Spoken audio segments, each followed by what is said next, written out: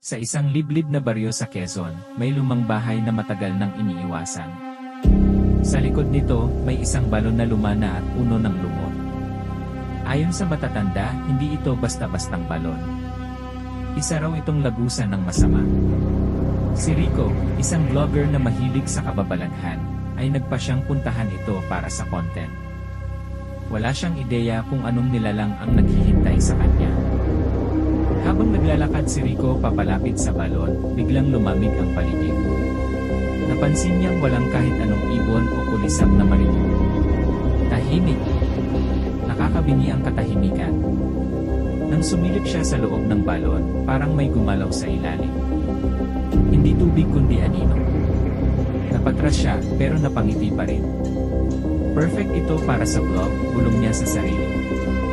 Sa pagbukas ni Rico ng kanyang flashlight, nakita niya ang mga lumang buto at sirang mga laruan sa gilid ng balon.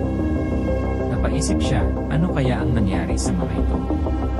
Bigla niyang narinig ang mabigat na yabag mula sa taas ng bahay. Huminto siya at tinanong sa hangin, sino yan? Walang sagot.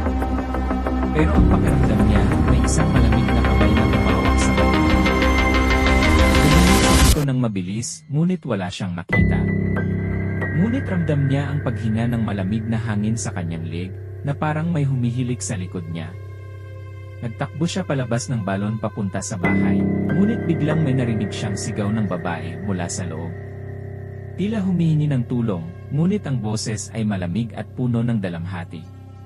Tumakbo si Rico papasok sa bahay upang hanapin ang pinanggalingan ng sigaw. Ngunit ang bahay ay waring walang tao. Sa bawat silid, may mga marka ng gasgas sa pader at mga basag na salamin. Naririnig niya ang mga yabag na parang sumusunod sa kanya. Nang humarap siya sa salamin sa kwarto, nakita niya ang kanyang refleksyon, ngunit may isang babae na nakatayo sa likod niya.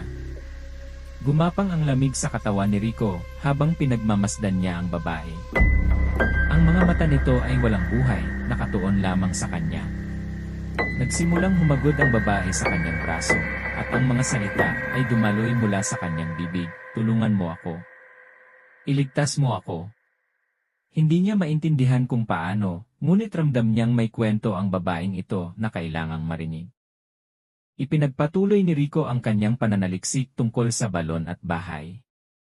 Nalaman niyang may batang babae noon na nalunod sa balon, at mula noon, nagiging tahanan ito ng kanyang kaluluwa. Ang mga sigaw at yabag ay panawagan ng tulong upang makalaya mula sa kadiliman. Sa isang huling pagpunta niya doon, nagdala siya ng kandila at nagdasal para sa kapayapaan. Nang sumiklab ang kandila, naglaho ang mga anino sa paligid. Tahimik na ang bahay. Ngunit bago umalis si Rico, narinig niya ang bulong sa hangin, salamat. Hindi na ako nag-iisa. Mula noon, walang narinig pang kakaiba mula sa lumang bahay at balon. Ngunit ang kwento ni Rico ay nagpaalala sa lahat na may mga lihim sa dilim na hindi dapat baliwalain.